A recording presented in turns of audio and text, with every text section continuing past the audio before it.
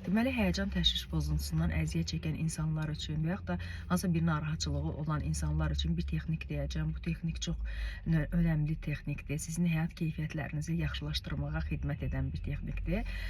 Deməli, nə edirik? Sizin hər hansı bir həyəcan təşvişiniz olan zaman, hər hansı bir narahatçılığınız olan zaman bu narahatçılıqları, bu həyəcan təşvişi keçirmək üçün özünüzə bəlli bir zaman verin.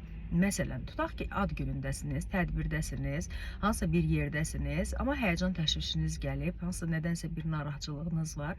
Bu zaman özünüzə deyin ki, mən indi filan yerdəyəm, indi mən bunun yeri deyil, bu həyəcan təşvişi, bu narahatçılıqları keçirməyim. Məsələn, filan saatda özümə vaxt qoyuram ki, mən bu həyəcan təşvişi keçirdim. Tutaq ki, saat 12-də, 1-də, məsəl üçün deyirəm, filan qədər mən həyəcan təşvişimə və narahatçılıqlarıma vaxt verəcəm, bu həyəcan təşvişi keçirəcəm. Belə-belə bizim beynimiz öyrəşir ki, biz hisslərimizi özümüz idarə eləyə bilirik. Öz hisslərimizin deməli, idarəçiliyi bizim əlimizdə olur. İstədiyimiz vaxt buna təsir eləyə bilirik. Bu da bizim üçün, sağlığımız üçün çox önəmlidir.